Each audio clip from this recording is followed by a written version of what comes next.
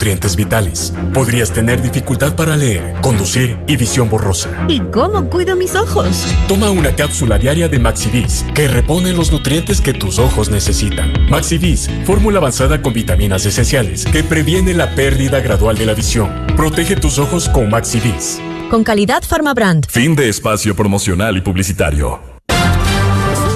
La revista de opinión Democracia, buscando la verdad en todas partes.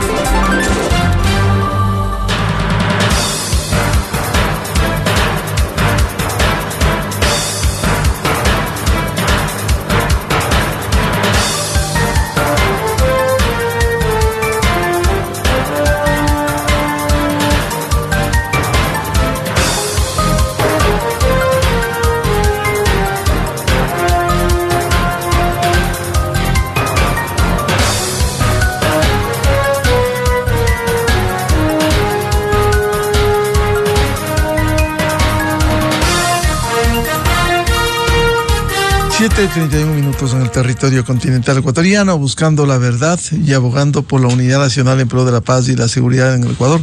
Queremos dar la bienvenida a nuestros siguientes invitados en estudios de la revista de Opinión Democracia, la doctora Anabel Guerrero, vicepresidenta del Colegio de Abogados de Pichincha, y también nos acompaña el doctor Daniel Curi, catedrático y penalista. Les hemos invitado para analizar la situación que vive la justicia ecuatoriana. Hay diversos procesos como la selección de jueces y con jueces nacionales, que es una deuda pendiente, y frente a las necesidades que tiene la Corte Nacional de Justicia, aquí ha habido cuestionamientos a estos procesos. ¿Qué decir en la etapa nefasta del doctor Vilman Terán? Pero sin embargo quedan rezagos para el actual proceso, porque si bien se suspendió, se reanudó este concurso, sin embargo hay quienes recibieron un buen puntaje en ese concurso nefasto de Vilman Terán, están en carrera para llegar a la Corte Nacional de Justicia en otras condiciones. ¿Cómo ve este proceso, doctora Anabel Guerrero? Muy buen día. Muy buenos días, muchísimas gracias por la invitación y un saludo a la audiencia del programa. Bueno, comenzar por señalar que la justicia y el buen funcionamiento de la justicia, una justicia independiente, es un pilar fundamental para el funcionamiento de una sociedad democrática como la ecuatoriana. Y pues es lamentable, como usted ha señalado, todo lo que ha vivido la justicia en los últimos tiempos, ¿no? Pero la crisis de este momento es una crisis sin precedentes, en donde ha sido permeada por la corrupción, por el narcotráfico, por el crimen organizado y también por intereses políticos. En ese sentido, por supuesto, justamente porque se han dado estos gravísimos casos y se ha evidenciado todo este sistema que ha corroído la justicia, es que se requieren los mejores perfiles por lo menos por el momento, en la alta corte de justicia del país, ¿no? El máximo órgano de justicia ordinaria del país. Y es por eso que desde el Colegio de Abogados de Pichincha hemos venido precisamente demandando que en este caso exista un proceso totalmente transparente, en donde no haya la mínima posibilidad de que se den situaciones que beneficien a ciertos perfiles o a ciertos intereses. Y lo que se ve ahora con el caso Pantalla, que se suma a todo lo que pasó, ¿no? Con esta empresa fantasma, Métricas Web y todo lo demás, el tema de los puntajes, las recalificaciones, una serie de situaciones muy irregulares. Pues a esto se suma el caso Pantalla. Lo que se evidencia ahí es que existen 10 personas que están en este concurso, que su nombre fue vinculado a este concurso que usted señaló, este concurso en donde incluso le dieron rindiendo exámenes a postulantes, ¿no? Un concurso realmente nefasto, y que se logró que se declare la nulidad, ¿no? Entonces, en este caso, si se cuenta con esos 10 perfiles de personas que habrían estado involucradas, se habían recibido información privilegiada precisamente para estar en situación de obtener estos puntajes y de ser favorecidos en el concurso, evidentemente que estamos frente a una situación en donde la ciudadanía no va a tener confianza y en donde este concurso va a ser otro fracaso para precisamente depurar la justicia y para mejorar las condiciones de justicia, que ahora en estos momentos ya ni siquiera solo hablamos de justicia independiente, debemos exigir justicia digna. Doctora Guerrero, precisamente lo que usted señala, si hubo en la fase anterior, como se ha testimoniado en el caso Pantalla, que les dieron haciendo el examen, y si hay concursantes que siguen en este proceso, eso ya deslegitima el concurso. Sí, absolutamente. En algún momento incluso desde el propio Consejo de la Judicatura y otras autoridades señalaban que la posición del Colegio de Abogados de Pichincha de exigir la nulidad total era exagerada, porque sí se puede retrotraer a esta fase antes de la prueba de confianza y sí pueden avanzar. Y en su momento dijimos, no hay fase de este concurso que no esté comprometida. No existe una fase que no esté comprometida y que no haya tenido vicios. Entonces, por eso quizás nuestra insistencia en que se hagan las cosas bien y que respecto a este último tema del caso Pantalla se tomen medidas, porque nos parece gravísimo. Por ejemplo, digamos que el concurso avance y estos 10 perfiles, porque tampoco se trata de atentar contra la honra de las personas, pero evidentemente son personas que están, sus nombres han salido a la luz dentro de este proceso de investigación, y entonces digamos que se avance y que ellos lleguen a ser beneficiados de estos espacios tan importantes como es ser juez o jueza de la Corte Nacional de Justicia. ¿Qué va a pasar con la probidad? No va a existir probidad, e incluso la propia ciudadanía, los propios gremios van a demandar este tipo de situaciones. ¿Cómo confiar? Si ahorita no se puede confiar. Usted ve, por ejemplo, han sido varios jueces de la Corte Nacional de Justicia nombrados en las declaraciones de este señor Mike Hernández, que a propósito fue director nada más y nada menos de la escuela judicial. Imagínese lo que denunciar. Entonces, ahora no se puede confiar. Hay varios nombres de jueces de la Corte Nacional de Justicia comprometidos. Se señala que han recibido dinero por simplemente, incluso en algunos casos, por señalar audiencia. Claro. Por cierto, hay que contrastar y corroborar lo que dice, para que sea una verdadera colaboración eficaz. Así es, totalmente. Doctora Guerrero, por lo que usted señala en este caso Pantalla y lo que se ha desarrollado, hay el principio de inocencia, efectivamente, para todos y en este caso para los concursantes, pero ya deslegitima si se testimonia. Como decía, hay que corroborar si les dieron haciendo los exámenes, pero con detalles. Se ha mencionado cómo se sentó atrás un personaje, le dio haciendo, y la concursante solo movía el mouse para responder en el concurso.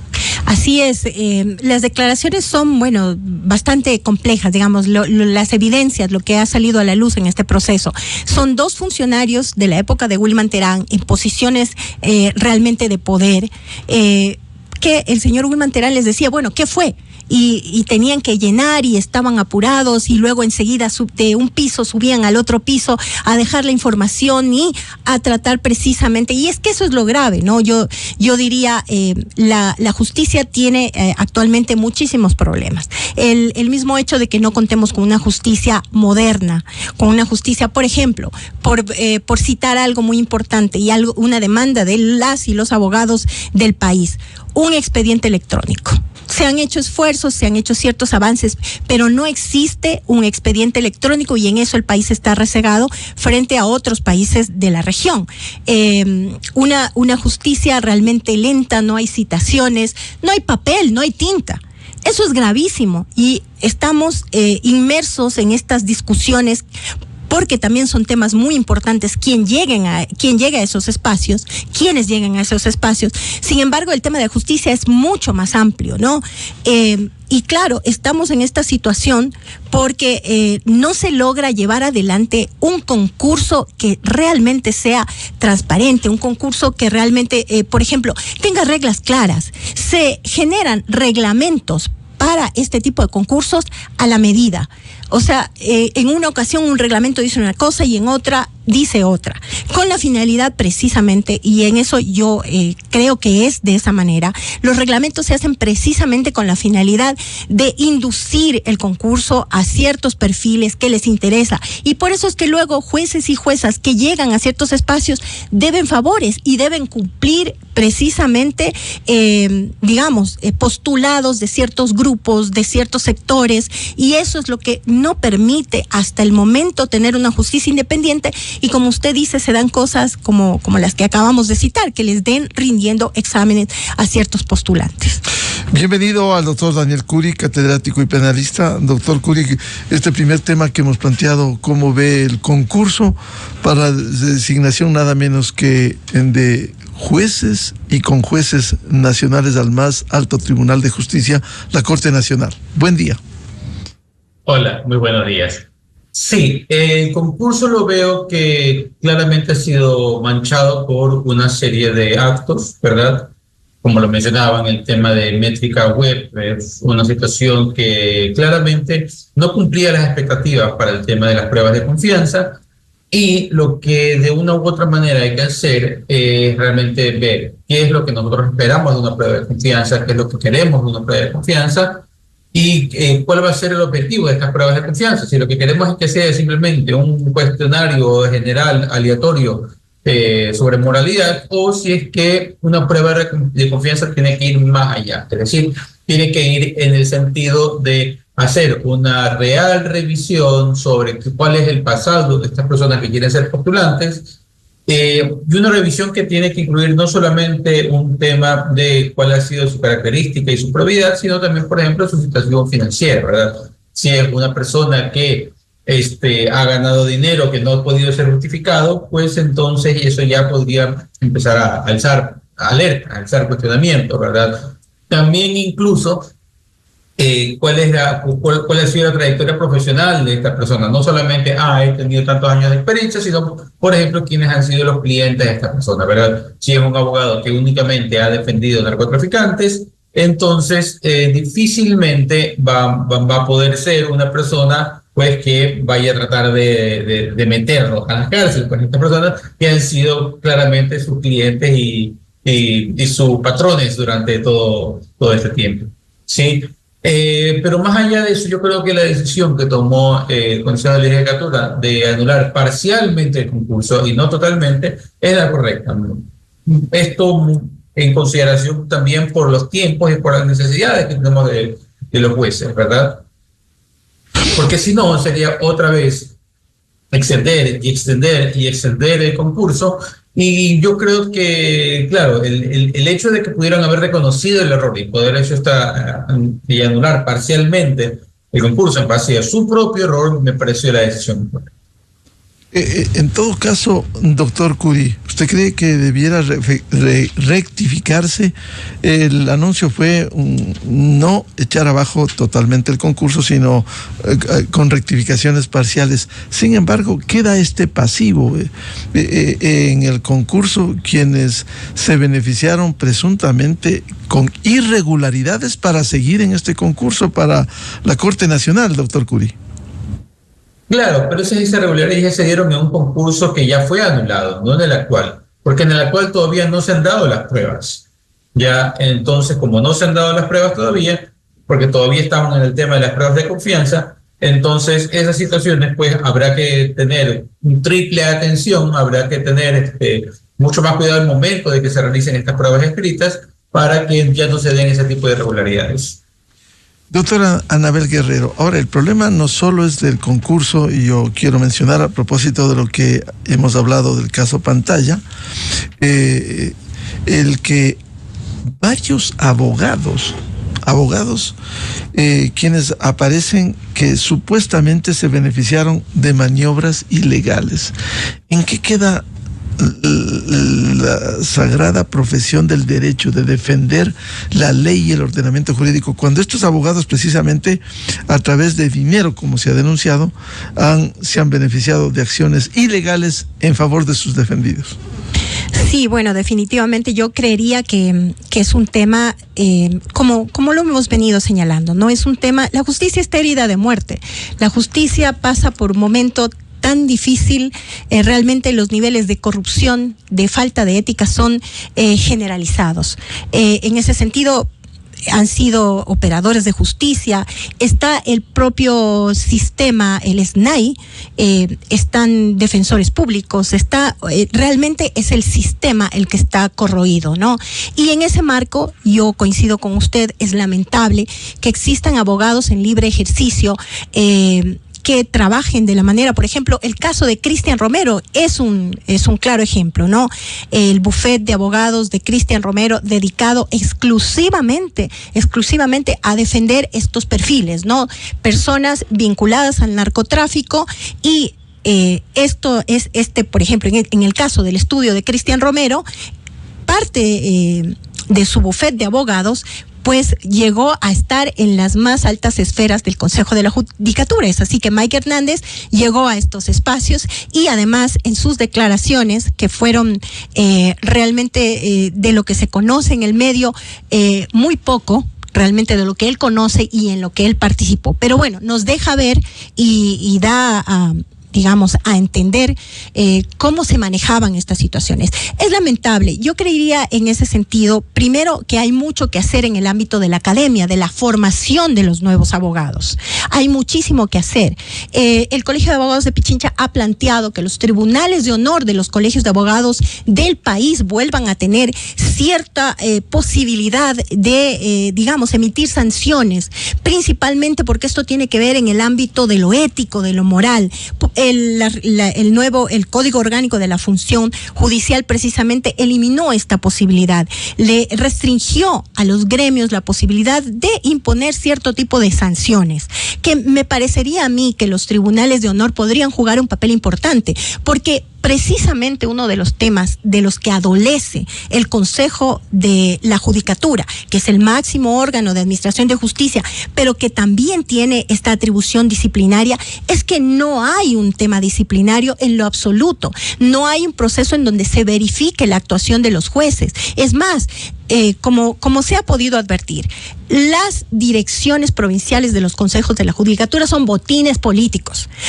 Se reparten las direcciones provinciales del Consejo de la Judicatura que juegan un papel disciplinario en provincias, se reparten. Son políticos. Y entonces, ¿qué hacen? Barren debajo de la alfombra y no existe ningún tipo de sanción, ni para abogados, ni para operadores de justicia, ni para absolutamente nadie que está en el ámbito de la función judicial. Más bien, por el contrario, de lo que se conoce, ese también es otro nicho de corrupción. Entonces, si te pongo, y a lo mejor sí pasa adelante tu sumario administrativo o tu proceso investigativo que puede ir más hacia adelante, dependiendo.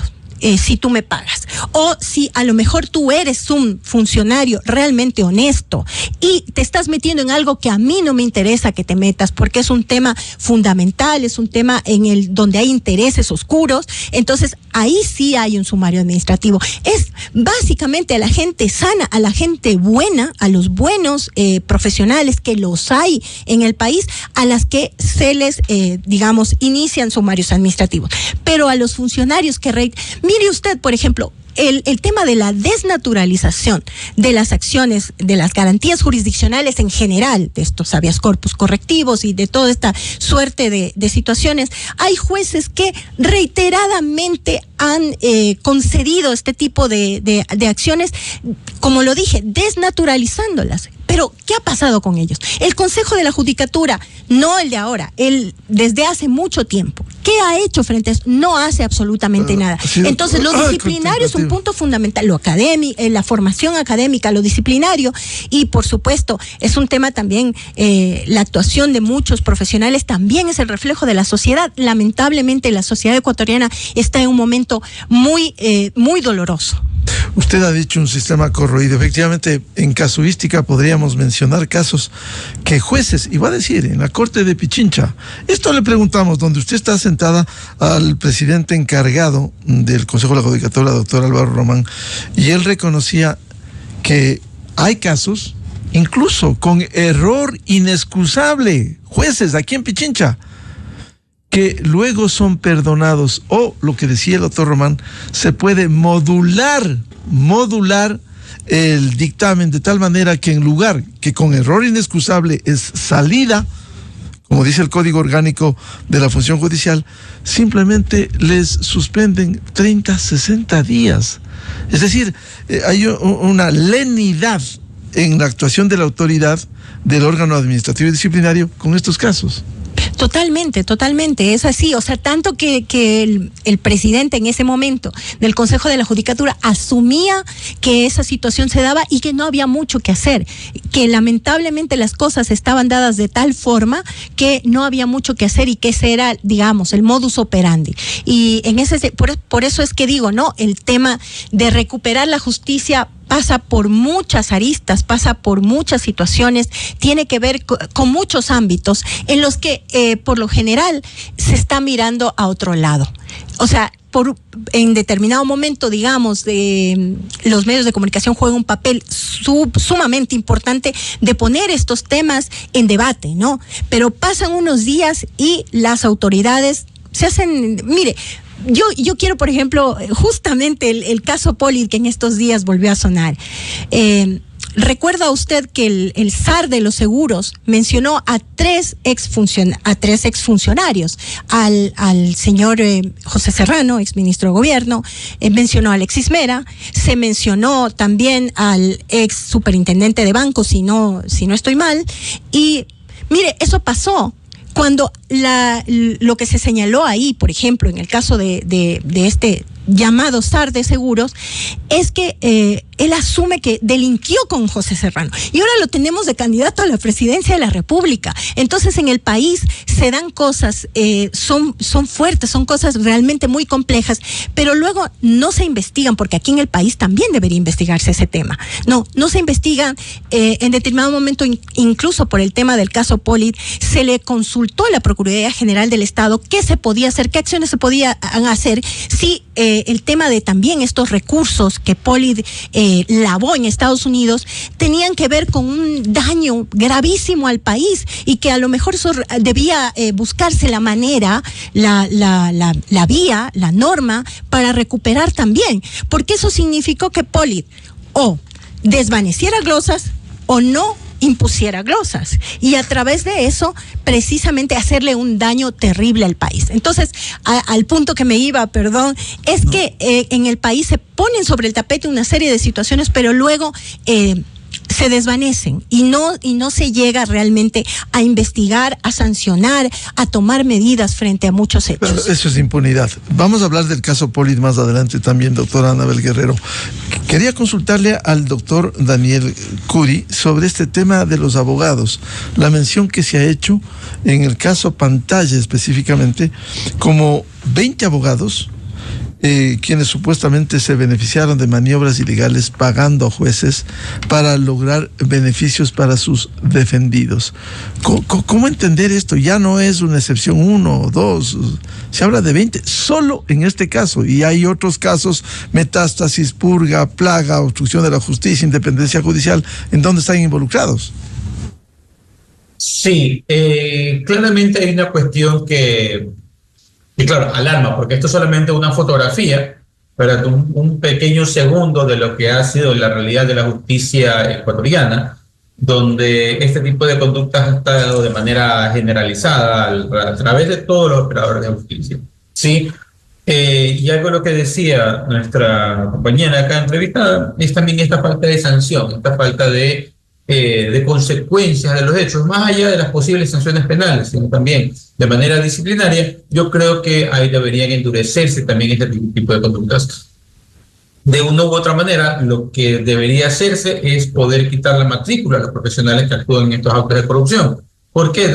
¿Qué es lo que sucede? Pues actúan de manera corrupta, y por más de que eso se demuestre o por más de que eso de una u otra manera pueda tener una consecuencia, digamos, van a la cárcel y vemos lo que pasa, pues dan una cooperación eficaz y lo que sea, entonces en tan poco tiempo, ¿y a dónde regresarán? Pues regresarán a hacer exactamente lo mismo, regresarán por esos mismos rumbos, por esas mismas vías, y entonces, claro, dejan mucho que pedir desde la perspectiva disciplinaria. Y lo digo con experiencia, porque habiendo yo sido director provincial disciplinario acá en el Guayas, uno ve pues que claro, pues uno podría sancionar a cuantas veces uno quería, pero siempre pues encontraban una apelación, una acción de protección, alguna de estas vías entonces para salvarse. Y entonces, claro, lo que hace que la rueda esta de la corrupción pues siga y siga y siga y nos deja justamente con ese mal sabor.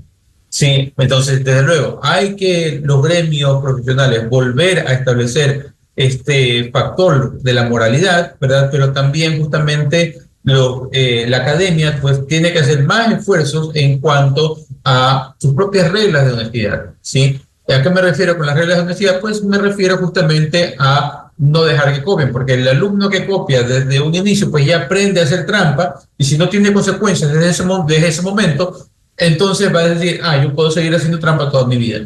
Y esa conducta se generaliza. Y eso es lo que hay que combatir. Doctor Curi, ante esta actuación de los abogados, ¿cómo generar transparencia a fin de que ejerzan con derecho la parte jurídica? Sin embargo, estos casos de alguna manera dañan la imagen de este servicio profesional. Sí. Lo que pasa es que, a ver, o se intenta poner alguna forma de medidas de control extremas, ¿verdad? Es decir, pongo una medida de control muy extrema de la que no estoy de acuerdo, es de que, por ejemplo, los abogados pues no ganen un honorario pactado con el cliente, sino que el Estado les dé.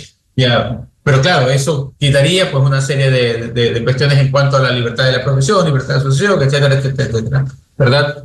A la final, ¿qué es lo que se necesita? Se necesita que no solamente los abogados actúen correctamente, sino que también los funcionarios, los jueces actúen correctamente y que todos los funcionarios que sepan que se está cometiendo algún tipo de acto ilícito, pues lo puedan denunciar y lo puedan denunciar sin miedo y que esas denuncias pues lleguen a algún final, ¿verdad?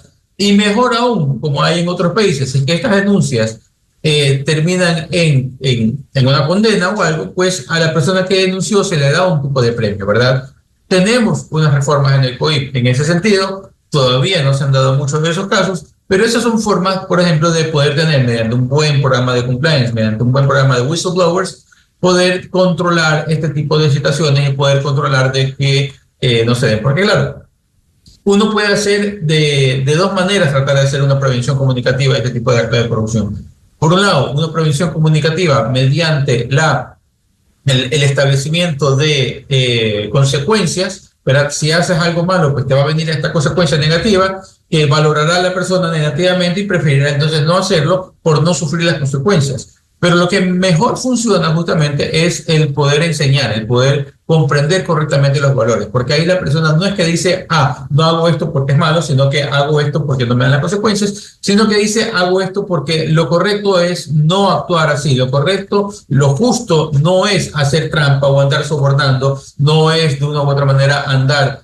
apoyando a todos estos grupos delictivos y estos grupos narcotraficantes que tanta sangre tienen en la mano, sino que lo correcto es realmente buscar la justicia, ¿no? Justicia de la mano de la legalidad. Doctora Anabel Guerrero, a propósito de lo que usted se refiriera al caso Pollitt, quisiera mencionar ese contraste de lo que ocurre en la justicia ecuatoriana, lo que ocurre en la justicia americana. Carlos Pollitt solo espera el número de años, que el 27 de septiembre se sabrá, por lavado de activos. Este corrupto que fue sentenciado a 6 años por concusión en el Ecuador, allá por el año 2020. Sin embargo, el caso de su hijo, que ya ayer fue arrestado, procesado por lavado de activos, aquí, diciembre del 2020, tengo el dictamen de la Corte en un fallo dividido, se dijo, el tribunal, entre comillas, corresponde ratificar el estado de inocencia de John Pollitt, se declara así y se dispone de inmediato el levantamiento de la medida cautelar, ya sea de índole personal o real, que pesen sobre dicho ciudadano. Aquí, esa es la actuación de la justicia. Sí, es lamentable, definitivamente. Y mire usted que esto es un tema además lamentable desde el punto de vista, digamos, de verlo como, qué sé yo, como madres, ¿no? Como seres humanos, ¿no? Que una persona haya involucrado a su propio hijo en una trama de corrupción que involucre el lavado de activos en Estados Unidos, donde precisamente ellos conocían que la justicia en determinado momento iba a poder determinar este tipo de delitos, porque en Estados Unidos este tipo de cosas no pasan desapercibidas. En algún momento esto tenía que darse y lamentablemente lo miro también desde ese punto de vista. Pero volviendo al punto en cuanto a lo que tiene que ver con la justicia, sí, definitivamente fueron 10 años, fue una década de corrupción, una década en donde, digamos, de lo que en este momento se puede conocer, está el caso de Brecht, está el caso de ciertas instalaciones hidroeléctricas que además se desvanecen glosas, como lo dije antes, en contra de los intereses del país, ¿no? Y un sinnúmero de situaciones, pero esto es lo que, digamos, tal vez la punta del iceberg. Durante 10 años existió mucho más, y lo lamentable y lo preocupante también es, tal como se ha podido conocer, que Pollitt no firmó nada. Evidentemente él era la cabeza, ¿no? Él era quien dirigía toda esta estructura, pero él no firmó nada. Y nos preocupa, creo que como sociedad nos preocupa que toda esa estructura siga instalada en la Contraloría General del Estado. Creo que no basta con el hecho de tapar o retirar los retratos de los funcionarios que incurrieron en estos actos de corrupción, como Pollitt y el propio Celi luego, ¿no?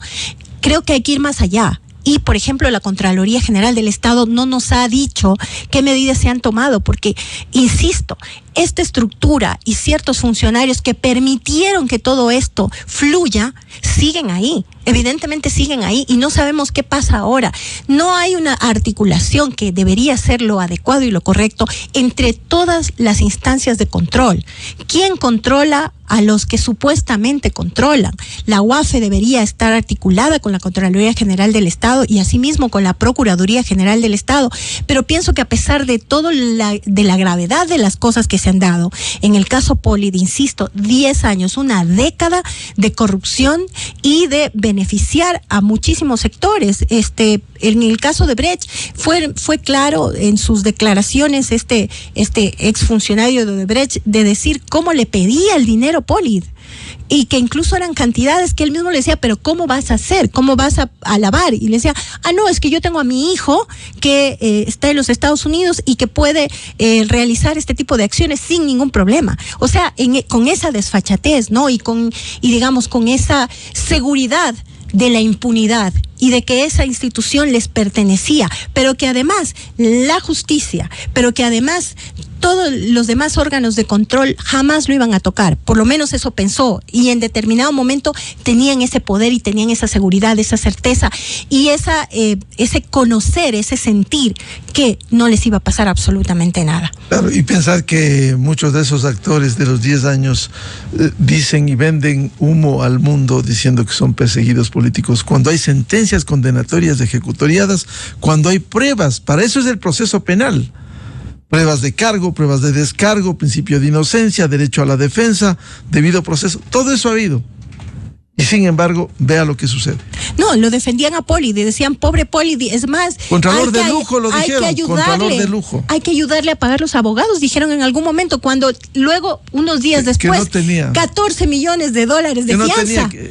El expresidente dijo, hay que hacer vaca para prestarle a Pollitt. Por supuesto, o sea, realmente eso es lamentable, ¿no? Como en determinado momento se busca defender la imagen de una persona que le hizo tanto daño al país y que luego ya, frente a un juicio que se lleva en otro país y digamos en el ámbito de la justicia norteamericana, que se considera por lo menos muy firme en ciertas situaciones y digamos que maneja esquemas un poco más digamos firmes en ese sentido, entonces se pone en evidencia que él tiene dinero, muchísimo dinero, tanto para dar 14 millones de fianza. Contrata a bufetes de abogados carísimos, porque eso cuesta en Estados Unidos una defensa. Así es, totalmente. Entonces, ahí es donde se advierte que, digamos, lo que la justicia norteamericana ha podido determinar, que fue la conspiración para el lavado de activos, luego el lavado de activos y la utilización de bienes inmuebles precisamente para eso. Es más, se dice que era tan redondo el negocio que llevaba adelante Polit con su hijo, que compraban propiedades y las reestructuraban, las ponían, vendían. sí, y las vendían y sacaban mayor beneficio todavía. Pero sobre la base de dinero mal habido. Por supuesto, totalmente. O sea, se enriquecían de lo ilegal y de toda esta estructura que tenían de sobornos, porque sobornaban y además no era solamente en el ámbito de la Contraloría General del Estado, no, en donde, como decía, desvanecía glosas o no imponía las glosas, que ese era el poder que manejaba, sino que también llegó al tema de los seguros, y por eso es que este SAR de seguros que declara dentro de este proceso da tanta información importante que, tal como dije antes, nos preocupa que no se haya investigado. Doctor Daniel Curi, por favor, un comentario sobre el caso Polit, no solo su padre, se espera los años de condena, y su hijo ya arrestado en Miami por lavado de activos. Sí, lo que yo creo que va a ser interesante del caso Polit va a ser el qué va a pasar después, de todo esto y cuáles van a ser las acciones que tome el gobierno o los futuros gobiernos ecuatorianos para tratar de poder recuperar ese dinero, ¿verdad? Porque claro, como decía Anabel, en estas situaciones hay un perjuicio claro al Estado ecuatoriano, ¿verdad? Pero, ¿qué es lo que se ha hecho? Primero se decía, no, que no tenían plata, hay que contratar al abogado, pobrecito Polit, y luego no, ellos no lo conocen, ¿verdad? Y esa conducta siempre de desconocer a las personas una vez son halladas culpables de los hechos. Pero claro, va a ser importante o va a ser crucial que eventualmente la Fiscalía, Contraloría, de aquí en el Ecuador, inicien acciones para poder recuperar ese dinero, ¿verdad? ¿Por qué? Nuevamente, ese tipo de situaciones, ese tipo de impunidad es lo que más afecta a la criminalidad en nuestro país, a la corrupción. Por cierto, no será fácil recuperar esos recursos, doctor Curi, aun cuando le asista la razón al Ecuador. ¿Se lavó esos dineros? Pero, sí, pero ya se tiene de una u otra manera identificado. Gracias a la justicia americana, ya se va a tener de una u otra manera ya identificados algunos de esos dineros. ¿Aquí debería actuar la Procuraduría General del Estado, doctor Curi? Sí, claramente. Bueno, frente a este panorama, doctora Anabel Guerrero, ¿cómo corregir esta situación compleja que dé plenas garantías la justicia ecuatoriana y genere seguridad jurídica?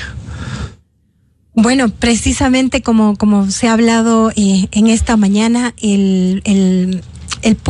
uno de los puntos focales es recuperar el sistema de justicia, y pasa precisamente por tener a los mejores operadores de justicia, tanto en las altas cortes como también en las demás judicaturas, ¿no? Eso es un tema fundamental. También creo que está el tema de, digamos ya en su conjunto, lo que tiene que ver con las otras funciones del Estado. Tenemos, por ejemplo, una Asamblea Nacional que no fiscaliza los temas de importancia y de relevancia para el país, sino que está enfrascada en estas pugnas y en estas riñas y en estas bajas pasiones. Claro. ¿Qué le parece a propósito de la tarea de la Asamblea? Enjuiciar, por cierto, esta semana se resolvió el archivo, enjuiciar a la fiscal general que viene combatiendo a la delincuencia.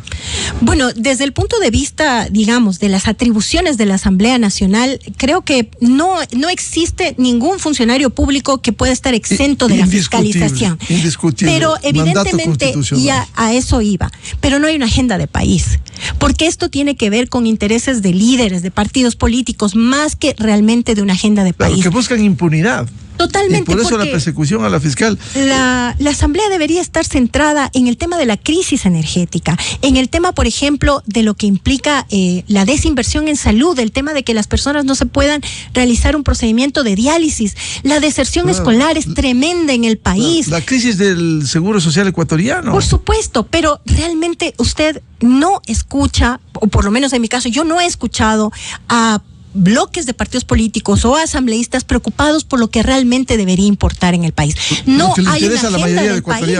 No hay una agenda del país porque se requiere como lo hemos dicho, una justicia fuerte, una justicia que podamos recuperarla, una justicia que sea independiente. Y como decía, una justicia en este momento tenemos que hablar de dignidad, una justicia digna para el país, pero también se requiere precisamente, por ejemplo, un ejecutivo que vele por los intereses del país y que no esté simplemente pensando en cómo y con qué estrategias accede nuevamente al poder, sino que realmente se lo haga con visión de país. Y asimismo la Asamblea Nacional se requiere también, por supuesto, un sistema electoral en donde no haya tampoco precisamente la metida de mano de sectores y de intereses, sino que este país se convierta en un lugar en donde todos cumplan con sus funciones, en donde no se trate de burlar la norma y en donde se respete la ética del país. Hay realmente un tema de sociedad,